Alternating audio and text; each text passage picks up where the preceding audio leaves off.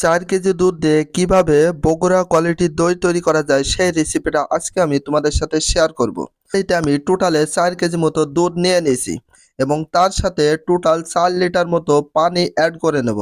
আর যদি আমরা 4 লিটার পানি অ্যাড করে 2 থেকে আড়াই ঘন্টা মতো জ্বালাই তাহলে দুধের কালারটা চলে আসবে ফুল রেড কালার, যেটা লাল টকটক করবে। অনেকে বলতে পারে 4 লিটার দুধের সাথে কিভাবে 4 লিটার পানি দিয়ে দই তৈরি করা যায়, বাট এটা পসিবল। কারণ যদি আমরা বগুড়া কোয়ালিটির দই তৈরি করতে চাই তাহলে হচ্ছে আমাদের যতটুক দুধ নিতে হবে সেম ততটুকু আমাদের পানি অ্যাড করতে হবে। আর পানি অ্যাড করার পরে সেটা আমরা একটু বেশি টাইম ধরে জ্বালাবো।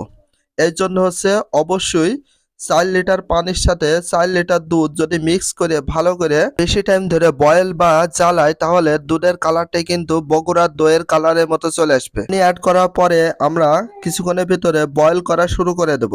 দুধ কিছুক্ষণ জ্বালানোর পরে আমরা এর ভিতরে কিছু একটা অ্যাড করব, সেটা হচ্ছে বেকিং পাউডার। আর বেকিং পাউডারটা বেশি পরিমাণ অ্যাড করব না, শুধুমাত্র 5 গ্রাম অথবা 4 গ্রাম মতো অ্যাড করব। রিজন হচ্ছে এটা প্রতি কেজির জন্য 1 গ্রাম করে দিলে এনাফ, বাট বেশি ইউজ করা যাবে না। আমরা নিজেরা খাবো, তো আমরা টোটালে 5 গ্রাম মতো বেকিং পাউডার ইউজ করব।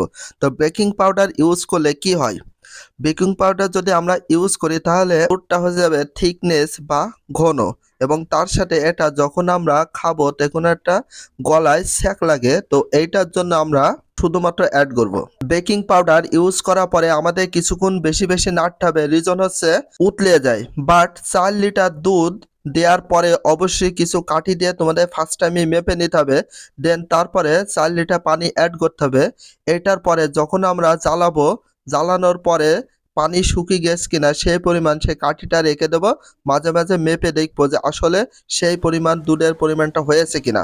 আর আমরা অনেকক্ষণ জ্বালানোর পরে এখন একটু দেখা যাচ্ছে যে কালারটা চলে এসেছে লাল, এবং তার সাথে এখন হচ্ছে আমি চিনি অ্যাড করব। বাট চিনি অ্যাড কতটুকু করতে হবে, প্রতি কেজির জন্য যারা বগুড়ার দই তৈরি করে তারা শুধুমাত্র প্রতি কেজির জন্য 125 গ্রাম মতো চিনি ইউজ করে। বাট আমরা হচ্ছে প্রতি কেজির জন্য 250 গ্রাম মতো চিনি ইউজ করেছি। বাট যে যেমন মিষ্টি পছন্দ করে সে অনুযায়ী তারা চিনি অ্যাড করতে পারো। বাট আমরা শুধুমাত্র প্রতি কেজির জন্য 250 গ্রাম মতো চিনি অ্যাড করেছি।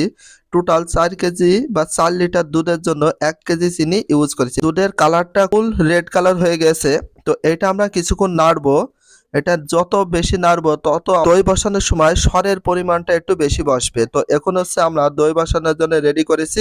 আর এটা কখন আমরা দইয়ের বীজ আছে সে বীজটা কখন অ্যাড করব, যখন হচ্ছে দুধ গরম বা কোমল গরম মতো থাকবে, সেম সেই রকম অবস্থা যে দইয়ের বীজ আছে সেটা আমরা অ্যাড করে নেব। এটা সম্পূর্ণ অ্যাড করব। আর এই দইটা আমি দোকান থেকে 20 টাকা দিয়ে নিয়ে এসেছি।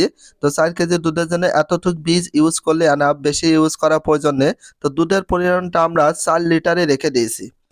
আর এর ভিতরে আমাদের খুব সুন্দর করে ভালো করে সেটা নেড়ে দিতে হবে। খুব বেশি পরিমাণ যদি আমরা নাড়ি তাহলে সবগুলোর সাথে মিশে যাবে। এই জন্য আমরা একটু টাইম ধরে নিয়ে একটু নেড়ে দেব।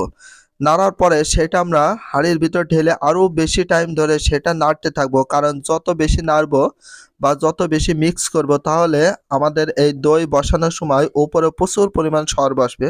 তো অনেকে সর খেতে ভালো লাগে, যারা বেশি লাইক করে দেন তাদের জন্য এই রেসিপিটা। আর দইয়ের কালারটা ফুল রেড হয়ে গেছে। এখানে আমি কোনো কালার ফুড কালার ইউজ করিনি, জাস্ট জ্বালানোর কারণে।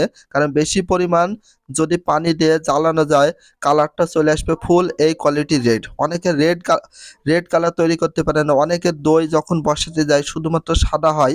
বাট আমাদেরটা হয়ে গেছে ফুল রেড কালার। কোনো কালার ইউজ করিনি, কোনো ফুড কালার আমরা ইউজ করিনি। এখন হচ্ছে এটা দই বসানোর জন্য বাটিগুলো রেডি করব।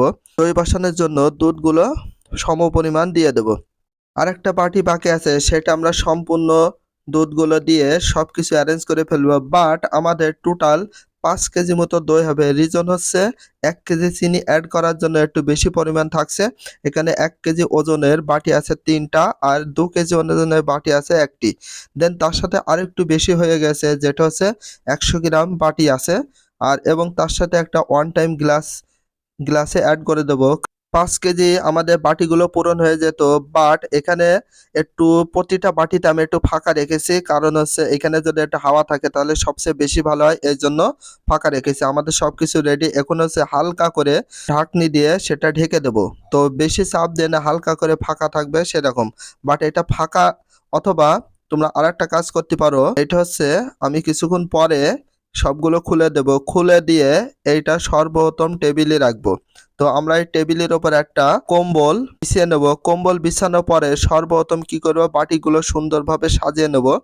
5টি বা 3টা বাটি, 4টা বাটি, যে কয়টা বাটি আছে সবগুলো সাজিয়ে নেব। সাজানোর পরে আমি এর ওপরে একটা কাজ করব, বাটির ঢাকনাগুলো তুলে দেব।